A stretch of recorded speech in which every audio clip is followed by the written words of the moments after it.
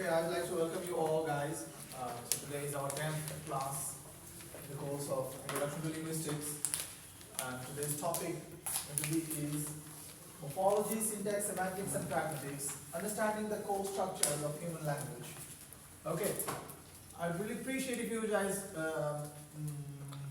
guys take notes. Everyone, pen and paper on the table, quickly.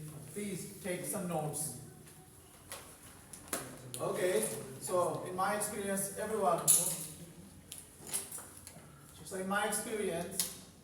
the midterm examinations, as I actually checked your scripts, I found it out those who took notes from the class actually got better marks. Those who take notes from the class actually got better marks. Okay, so I'd really appreciate if you take notes. So pen and paper on the table, quickly. Okay, so let's begin. Okay, the definition. Here, basically the overview of linguistics. That means the overview of, a generalized definition. You need not to memorize this, okay? Because you already memorized some of the definitions, and if I want you to memorize, I would tell which one you have to memorize, okay? So here basically it's for understanding. Linguistics is the specific study of language and its structure, we all know that. Okay. Basically we all know that what are the core components of linguistics. So that's kind of a recap of our previous classes. Okay, we already have gone through this. Am I right? Great. Okay. So basically the objective of linguistics, human language functions and different levels and of analysis. So today we are going to basically talking about how human language functions at different levels of analysis. That's one of the most important things. You can write it down. Okay, so today's lecture is basically based upon how human language functions at different levels in analysis.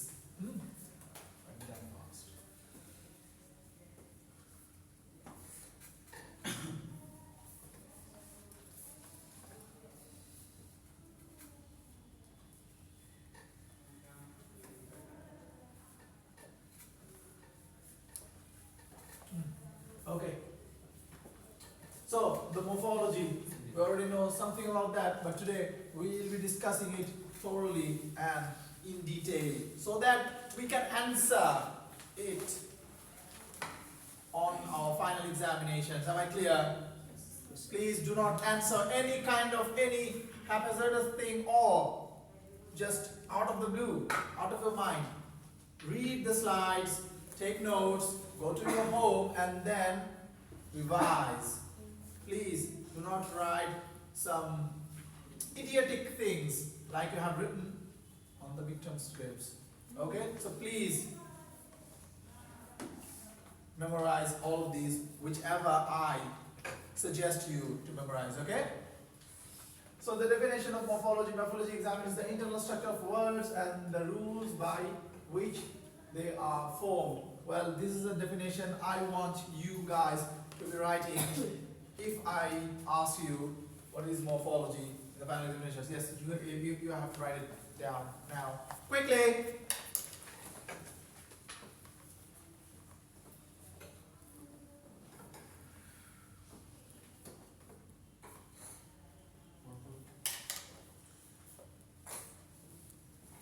A generalized and a shorter definition.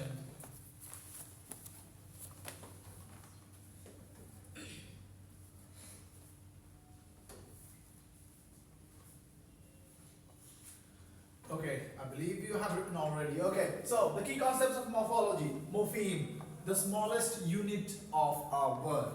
Morpheme, the smallest grammatical unit in a language. Well, in English language, obviously, and in a language. Yes, morpheme, the definition of morpheme. Please write it down. The definition of morpheme, the smallest grammatical unit in a language. In bracket, you have to write English. Huh?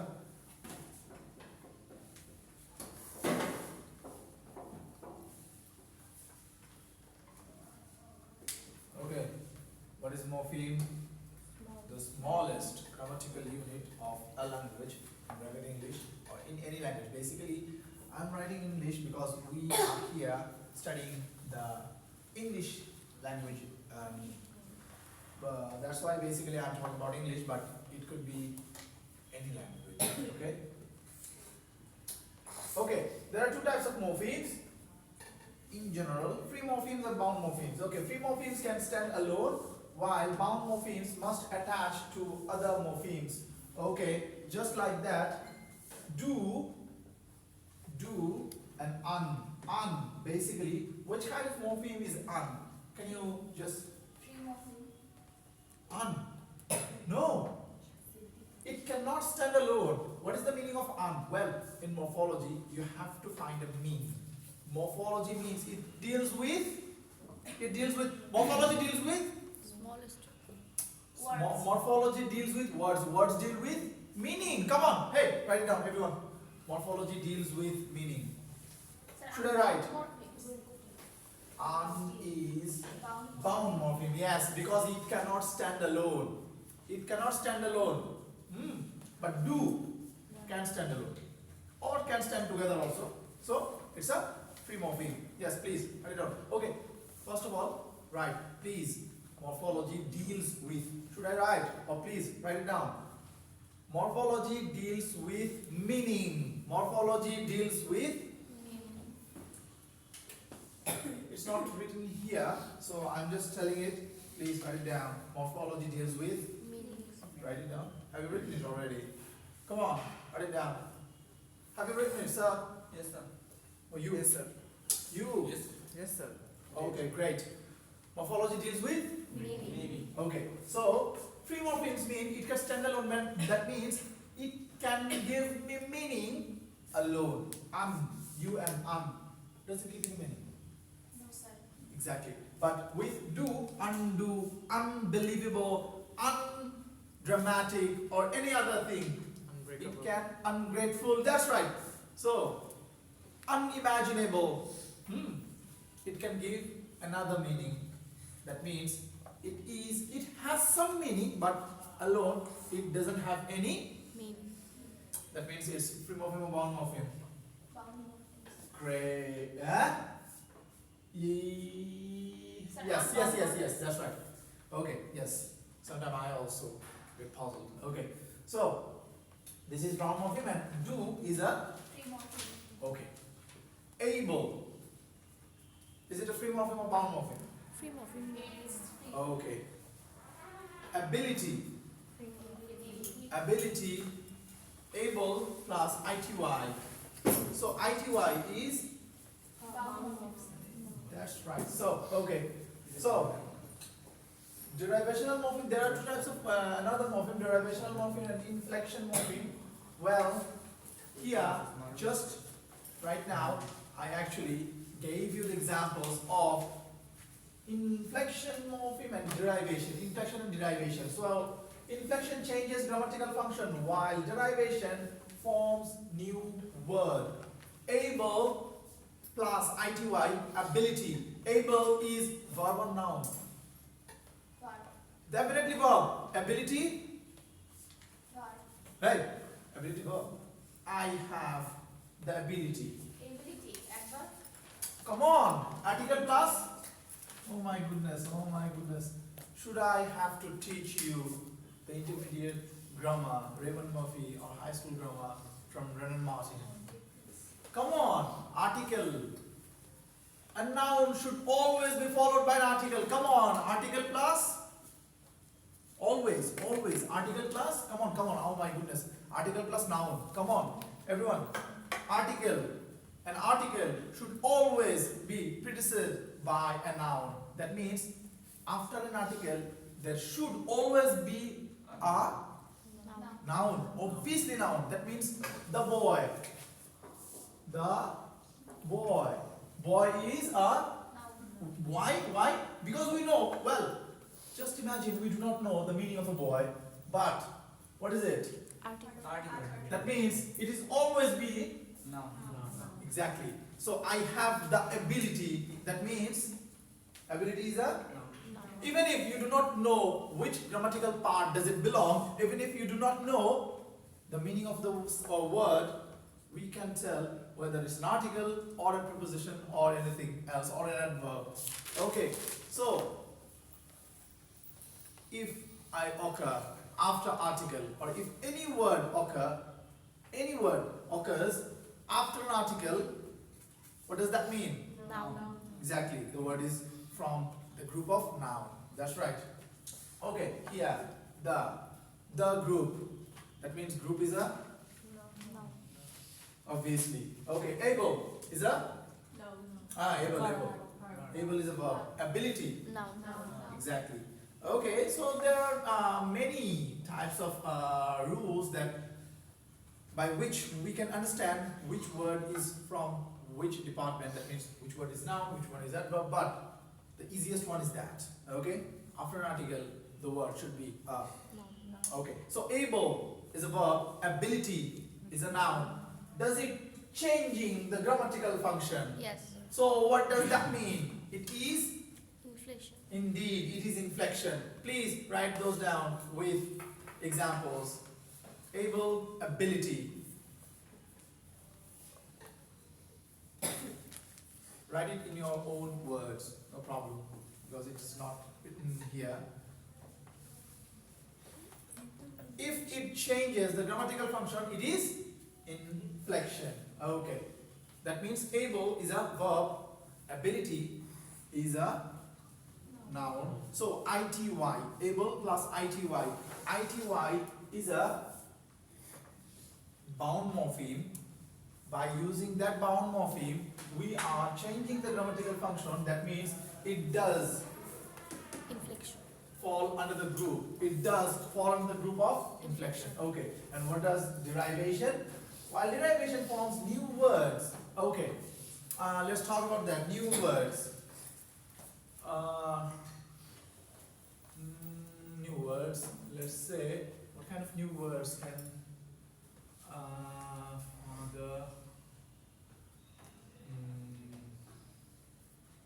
okay, any suffix or prefix can give us a new meaning or a new word without actually being synonym or antonym. Okay, yes. Happy. Happy. Unhappy. Award, reward. Huh? Award, reward. Oh, award, reward. See, award and reward. Award, well, award and reward are quite similar, but different meanings. That's right. Okay, but happy, unhappy. Does that mean same? No. Does that grammatically same? Yes. Happy, unhappy, both are noun. Am I clear? I mean, do you have any doubt on that? No. Happy and unhappy are both are noun. Okay. So it doesn't change grammatical function. Does it mean same? Happy and unhappy? No. Happy means happy, unhappy means unhappy. So that means it is falling under the group. It is falling under the group of derivation. Happy and unhappy. But able and ability falls under the group of grammatical function. So it does fall under the group of inflection change. Okay? It's quite easier. And I want you guys to depict these things on your scripts from the finals, please. Whichever I'm telling now, I want you guys to write those down in your scripts so that I can give you some marks. No mercy markings will be available for the finals, as I already did it in midterm. Am I really very clear to you? Yes, sir. Great. Okay, done. Book, free morpheme, as bound inflectional morpheme. Book, books. Okay, unhappiness, unbound derivational, happy, free morpheme, ness, bound derivational. Derivation means no grammatical changes. Happy, unhappy, happiness, unhappiness. Okay, it's very simple. If it actually affects the grammar, that means noun, noun to verb, verb to noun, that means it is inflectional. And if it does not actually change any grammatical thing, that means noun and verb adjective, that is derivation. Okay? Is it clear? Yes, sir. Okay. So please let's syntax. Study study of sentence structure. Okay.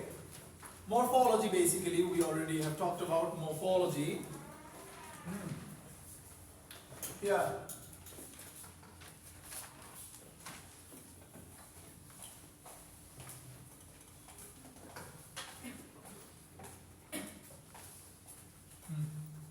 Okay, so we studied now about morphology. Morphology means morphology means it is the definition. Morphology deals with Meaning. exactly word meanings. Okay, word meaning. Great. Syntax deals with sentence or structure. So basically, whenever we study about any sentence structure, future, present, past, tense, all of these things basically falls under the group of syntax. Okay, syntax means the structure, the main structure. In a sentence level, not in word level. Syntax deals with sentence. Sentence deals with what am I dealing with?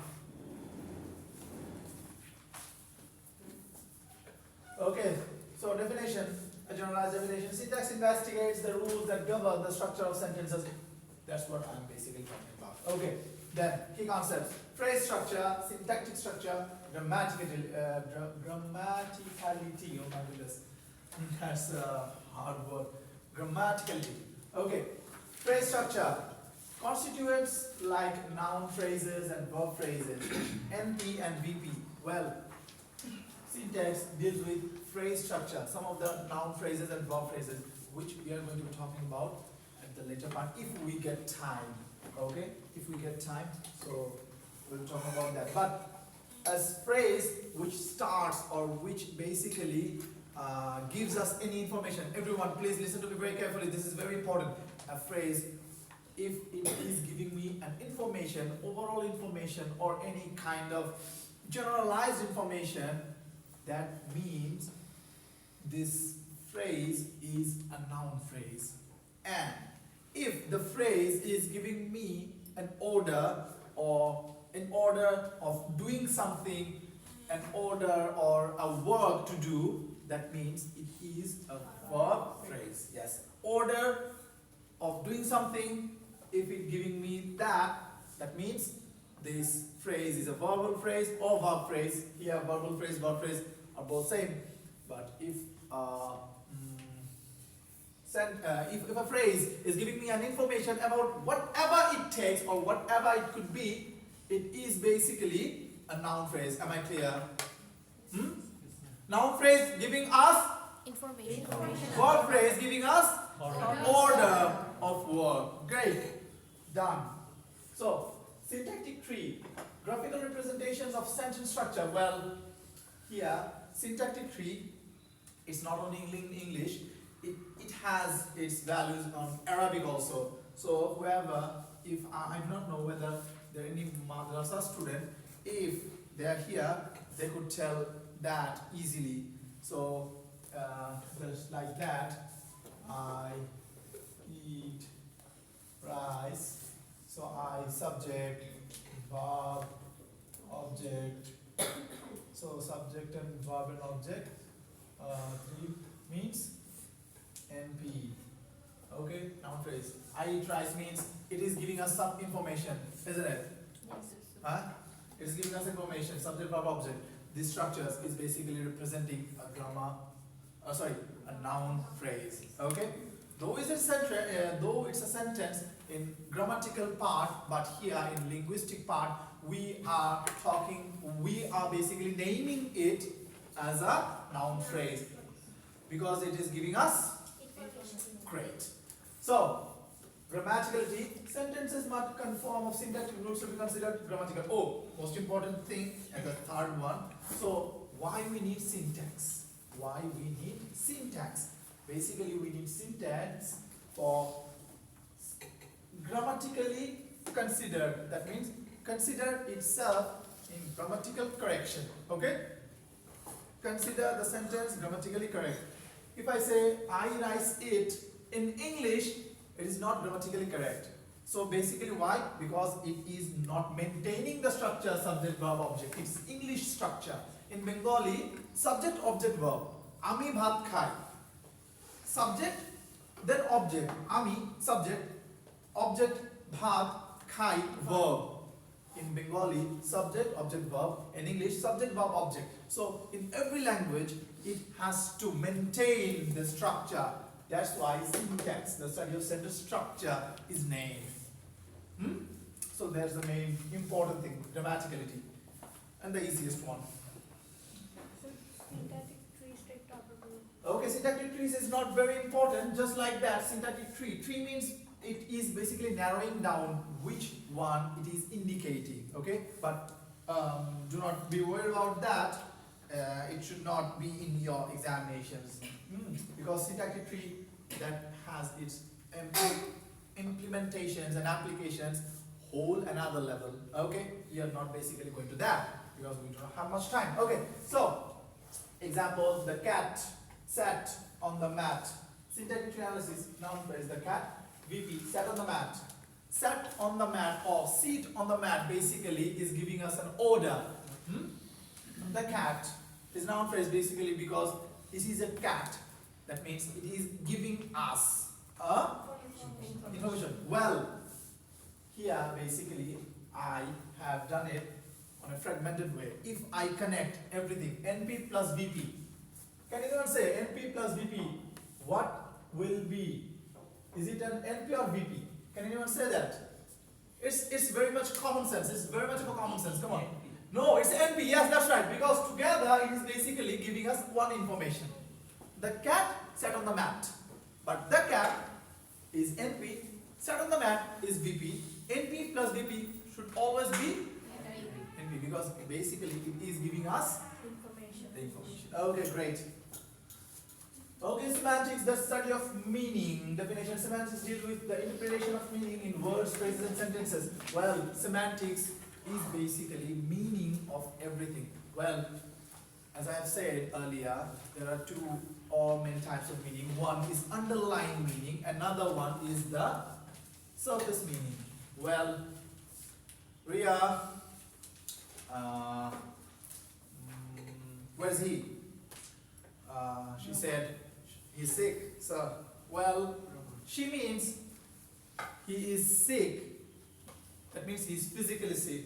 Well, if anyone here misinterpreted, he's mentally sick. So, if anyone wants to do that, he can do that, or she can do that. But here, the meaning is underlined.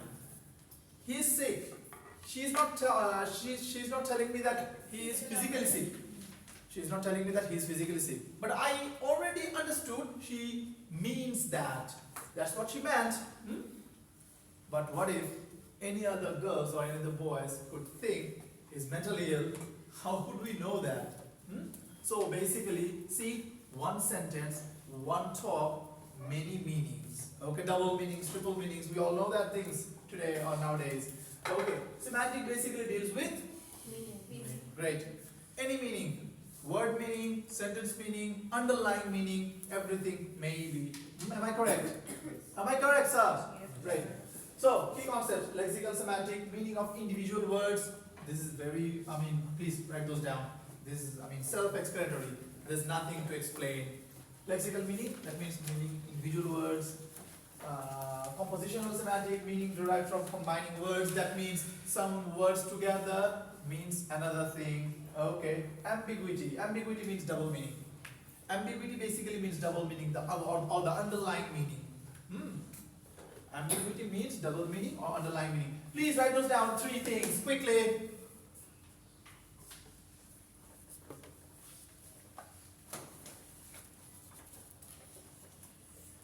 Multiple interpretations, that means.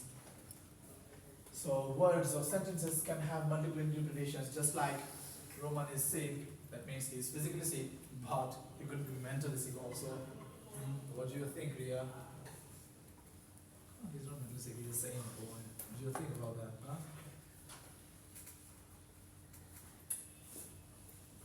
Oh, yeah, the example bank means bank, Bragg Bank, Southeast Bank, Dutch Bangla Bank, and River Bank also.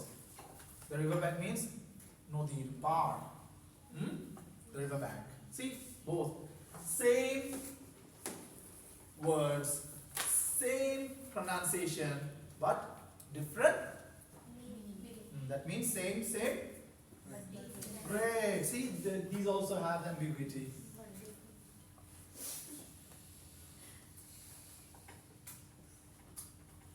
That is basically quite easy to understand, but it's quite hard to implement.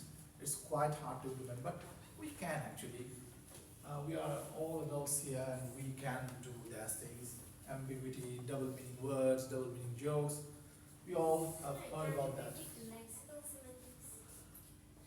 There's nothing to repeat. That it's self-explanatory. You repeat, hey, you make me understand meaning of individual words. What does that mean? Come on, it's self-explanatory, isn't it? Self-explanatory means নিজে থেকেই বোঝা যাচ্ছে এখানে কি বোঝাচ্ছে।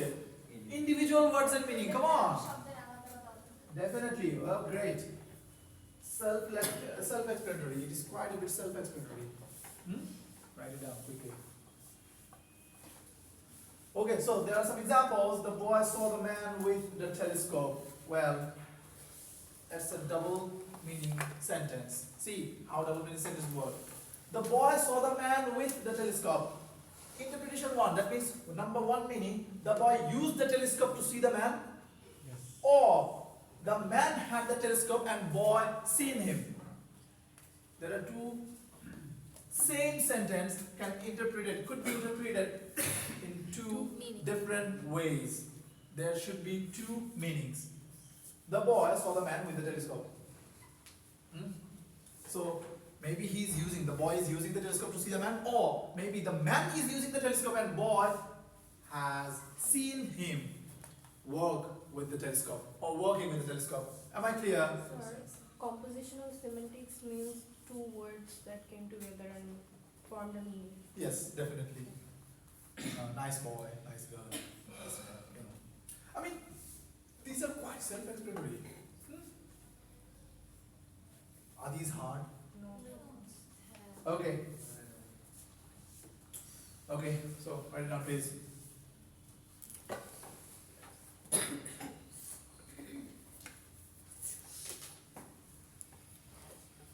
Okay, pragmatics.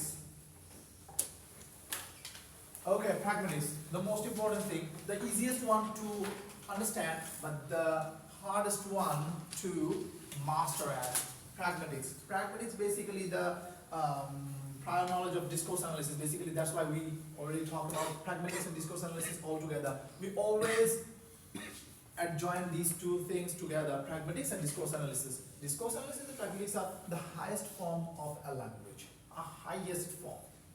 Okay? So, the definition, pragmatics explores how meaning is affected by context. Please write it down, that's important. Pragmatics explores how meaning is affected by context. That's right.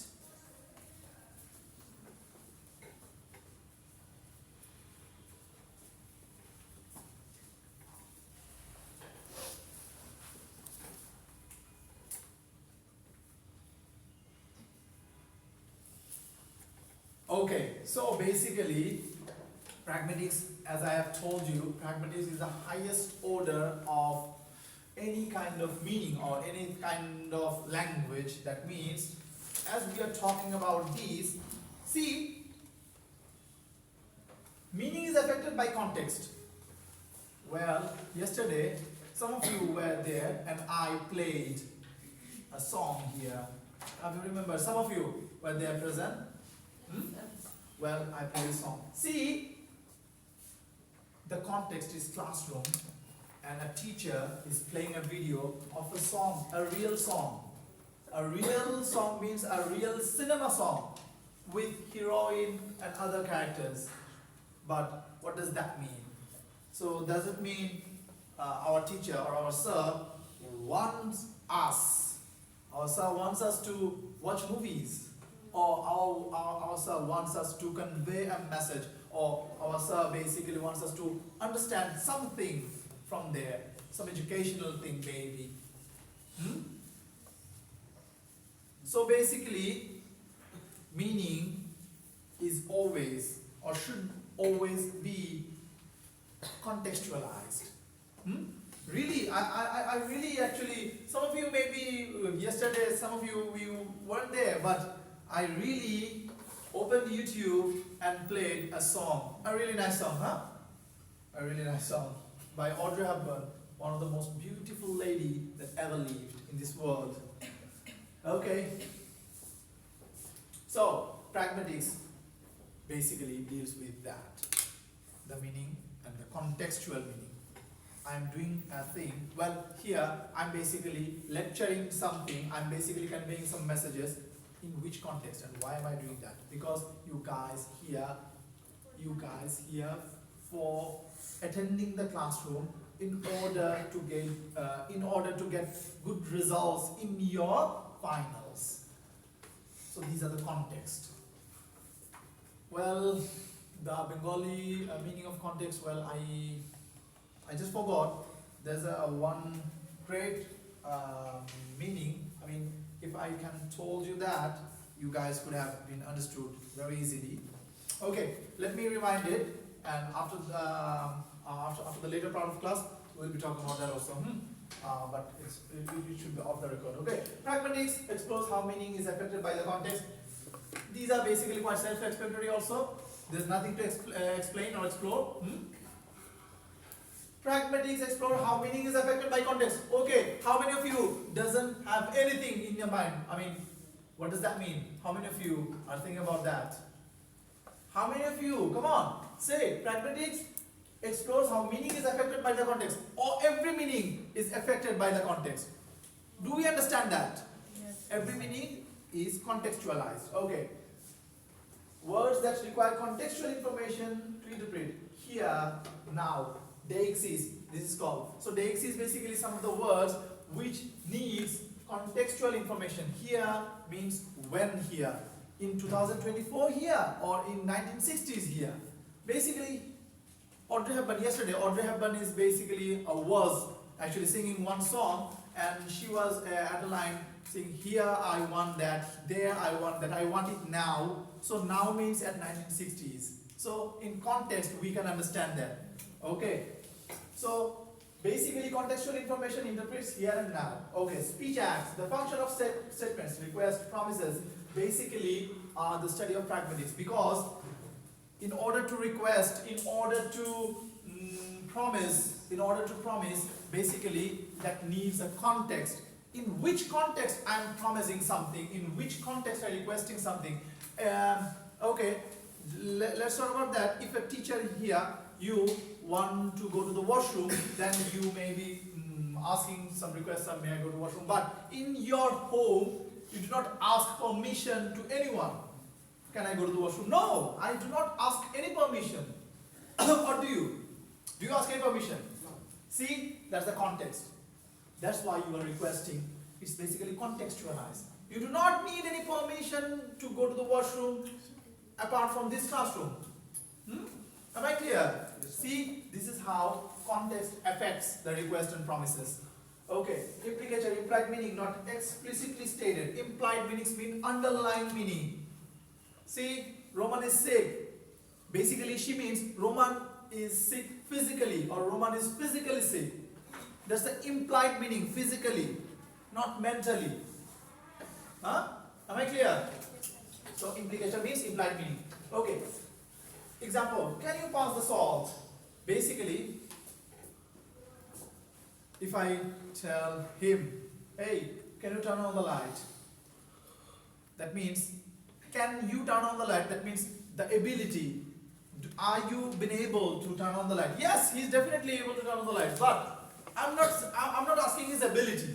I'm just asking, turn on the light, but in a polite way. Can you turn on the light, please? That means, yes, I know you can, and do it.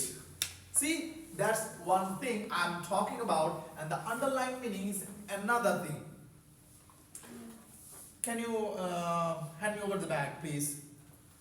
The answer should be, yes, sir, I can, but she's doing something that is basically the underlying meaning. Can you please hand me over your bag? Yes, she can, and she has done it. Basically, I mean her ability. I do not mean her ability. I do mean please do the work. Okay? So underlying meaning and the surface meaning. In Bengali, okay, I should be talking about it off the record. Okay, so next slide. No. Hey, come on, no. Have you turned it off? No. Okay, keep it rolling. Okay, I'll be coming back to this after the recording. Okay, the morphology. Morphology basically prefix and suffix. Okay, inflection and derivational morpheme, we already have talked about that. Basically, these are some examples. Unavailable, unbelievable. Okay, unprefix, belief, root. Root means the basic word. That means free morphemes. Okay, not bound. Okay, believe and able. Unbelievable. Okay. Okay, in Turkish there are examples. You need not to worry about that. Inflectional morphology, dogs, plural, dogs. See, here, these dogs means many dogs. 1 dog, 2 dogs, 3 dogs. Here, dogs means it is a dog's house, dog's bowl, dog's leash. Okay, derivational morphology, teach, verb, a teacher is a No. See, these are the things, the examples. Okay, syntax examples. We already have talked about that. She writes a book. Complex sentence. Although she was tired, she wrote the report. So simple sentence, she writes the book. It's simple. And complex sentence. Although she was tired, she wrote the report. That means it is giving me an example of she is basically tired, but still she is trying to do better. Okay, transformational grammar, active and passive voice basically. Those are the things that voice deals with. The cat chased the mouse was chased by the cat. Basically active voice and passive voice. These are basically quite, examples are quite self-explanatory and not needed because we already have talked about that. Oh my goodness.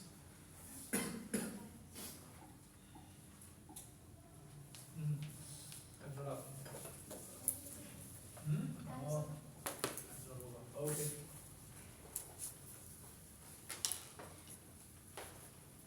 Okay, so she's saying time's over.